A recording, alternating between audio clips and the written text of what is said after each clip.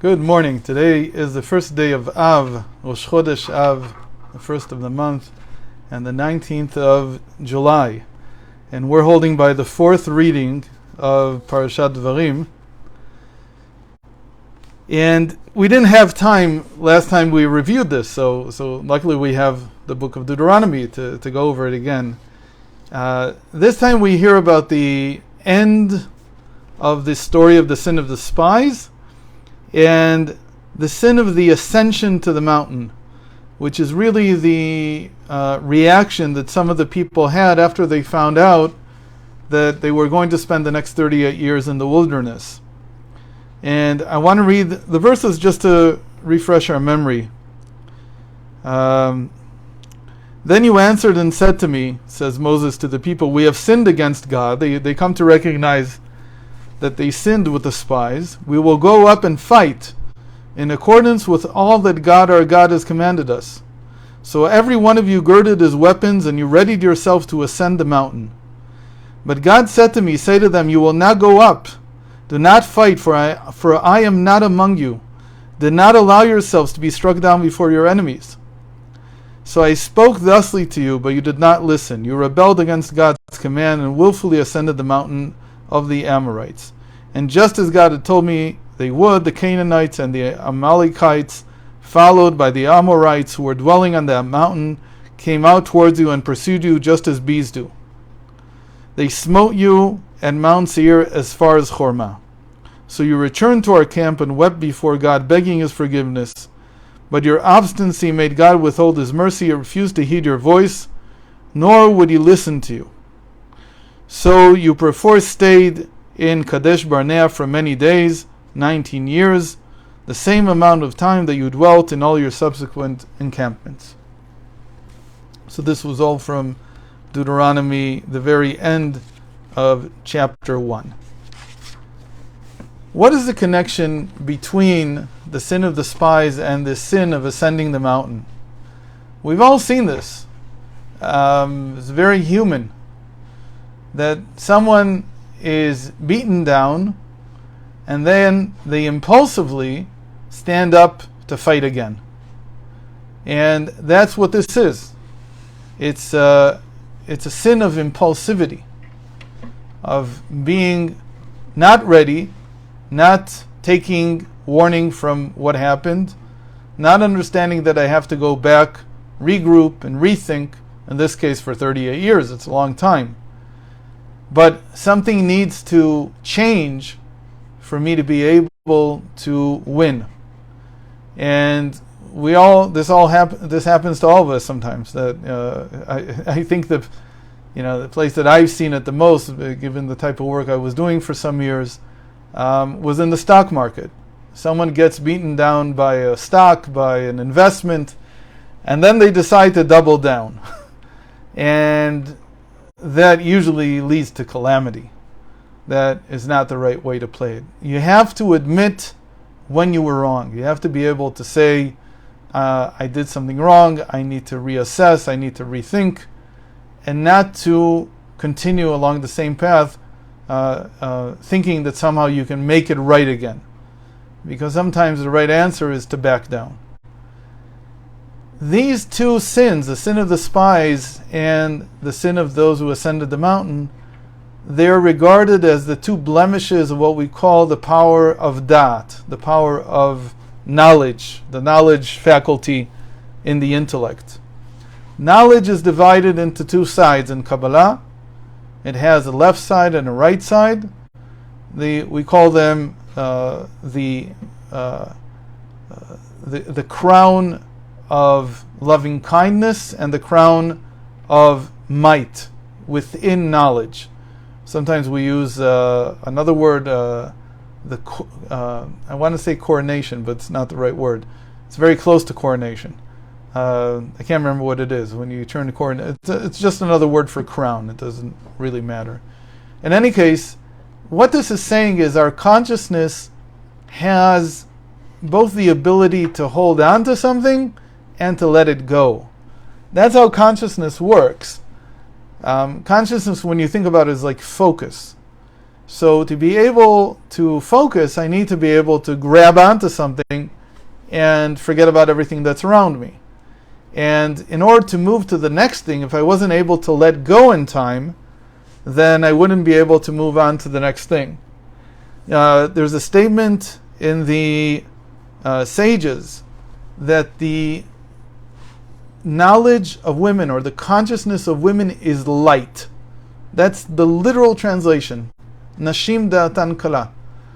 And the way this is understood is that they only have the side of the might, and not so much the side of the loving kindness. What does this mean? Loving kindness and might are sort of like placeholders, because one is the masculine, one is the feminine. We don't mean it necessarily as loving kindness as that, and might as necessarily the same thing. But let's explain it in terms of the sin of the spies and the sin of those who ascended the mountain. The spies were guilty of fear, of feeling helpless, of not being able to grab onto something, of not being able to commit, not being able to pursue it. And so they were like in a state of letting go, of just drifting away, without any set idea, any set plan, any set commitment to what they needed to be able to do. The sin of those who ascended was the opposite. It was a sin of impulsivity. So it's a sin of, instead of letting go of something, it's exactly the opposite. It's like grabbing it, even though it's not yours anymore, even though you have no power to keep holding on to it. You're going to have to let it go very quickly. So these two sides, they're the side of loving kindness, again, is this feeling of letting go of something, of being able to, in this case, again, it was too strong. And the sin of the impulsivity is that you grab onto it too hard. So how does this relate to the masculine and the feminine? The feminine side, its problem is when, like the spies, it is filled with too much fear. It's not willing yet to really take the leap and do things. The side of the masculine is grabbing on too strongly, this impulsivity of not reassessing, not thinking things through, not going through them the right way. So it's a very interesting thing that these things happened at the same time. We mentioned yesterday that the whole idea of sending out the spies was for Moses, in a sense, not to test even, but to hand over his presence into the mind of all the people in the Jewish people at that time. What does that mean? It's called having what we call shikul dat. Shikul dat in Hebrew means a balanced ability to decide. That you have a balance between your feminine and your masculine. That's what Moses had. In fact, the Zohar says Moses is the knowledge of all of the Jewish people. That today, when I reach a state of being balanced in my decisions, on the one hand, committing properly, on the other hand, knowing when to let go, when I don't have this thing yet, when it's not time yet. That's called being connected to Moses. And in that generation, that's what he was trying to instill in all the people. In fact, the leader of every generation, that's what he tries to give us. He tries to give us this ability to balance between our commitments and our ability to say when things are not ready. On the one hand, to not be afraid. On the other hand, not to go overboard and to be too impulsive. That balance is what the leader of each generation teaches. And Moses was trying to see whether the spies were able to show that they had learned from him what the right approach is, how to balance their decisions properly. What he saw from the spies was that they had not yet mastered the commitment side. They hadn't yet understood what it means not to be afraid. Then came the second episode right after that the next morning they come and say, okay, we made a mistake with our feminine side. We were too afraid. Now let's impulsively try to grab it back. And it's like a pendulum just swings to the other side, and the masculine side showed that it too was too impulsive, didn't have the right commitment, didn't have the right way to deal with things. So both of them need to work in balance. You have to know when to grab something, you have to know when to let it go. You have to know when to not fear it, and you have to know when to understand that you've gone too far. That you have to have a sense of let's call it fear, or at least knowing what doesn't belong to you. When Parashat Shlach, we didn't look at the rectification of these two problems in the knowledge, in the consciousness. The rectification came in the form of what we call the meal offerings and the jubilations, the wine jubilations that were put together with every sacrifice that was put on the altar. That was one thing that came right after the sin of those who ascended the mountain. And then we had the second mitzvah of the first dough, what we call challah. And what's the difference? You see that they're exactly the same. The challah, this first dough that you need to bring to the priest, whenever you have over 2.5 kilograms of dough, you need to bring at least, there's no real measure, the Torah doesn't give a measure, but the sages says at least 1 out of 24 parts to the priest, which is a substantial amount. It's much greater than the usual present that you bring to the priest, which is between 1/60th and 1/40th. Here it's 1 out of 24. When did they start bringing this? So challah was the moment that they entered the land of Israel. It's a rectification for impulsivity, meaning that challah comes and says, the moment you enter the land of Israel, from that moment on you have to give challah. You have to give this 1/24th of the dough.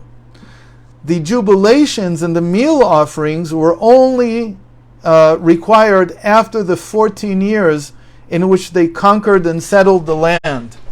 And so they were a rectification for the opposite, for the fear. Because again, what were they fearing? They were fearing the commitment that was needed to fight the war to win the land. That's what they were afraid of. So here the jubilations come almost like a vow that they made when they entered the land, that said, when we finish conquering the land, when we settle it, that's when we're doing all this in order to bring the jubilations and the meal offerings together with the sacrifices, with the thanks that we will give God for what happened. So these two mitzvot, these two commandments that came right after the sin of the spies and the sin of those who ascended the mountain, they came to rectify the impulsivity with the challah, with the first part of the dough, and the feeling of fear and an inability to commit with this idea of the jubilations and the meal offerings being offered only after they finish everything. There's one more thing that we would have looked at if we had more time. I'm just going to touch upon it.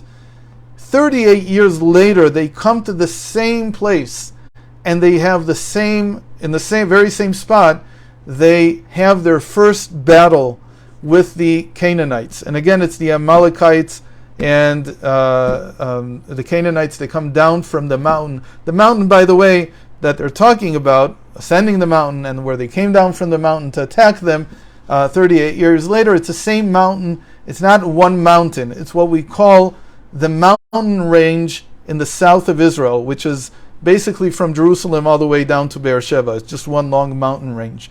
That's where they lived. And this time, we read it in Numbers. We're not going to read it again as far as I remember in Deuteronomy, but we'll just say one word on it. This time, the first time they lost the battle after 38 years. They lost to the same group of people, to the Amalekites and the Canaanites, the same group of people. And then it doesn't say that they came to Moses and asked him for help. Rather, they went by themselves. Again, it sounds like impulsivity. In fact, the sages say, what's the difference between the two? Because when Moses told them it won't work, the sages say he told them it won't work this time. But later on, you will have to use the same faculty inside of you of impulsivity to do something. And this is a huge, again, we don't have time to talk about it now, but it's a very important principle in Hasidic thought, that when you come to an impasse, when you really have no choice, you can't go back to Egypt. After 38 years, they couldn't go back anymore, and it looked like they couldn't go forward. When you come to that position, impulsivity is what is needed. Meaning there's even a time to be impulsive. But for that, we would need a few more minutes to explain that. But we have to leave it like that because we don't want it to sound like impulsivity is always wrong. Sometimes, like Pinchas did, you need to be a zealot. You have to have this inner call that says there's no other option. I can't go backwards. I can't go forward. The only thing I can do is break through. But that, again, is for another time. Thanks a lot for joining today. Can I ask a question? Yes.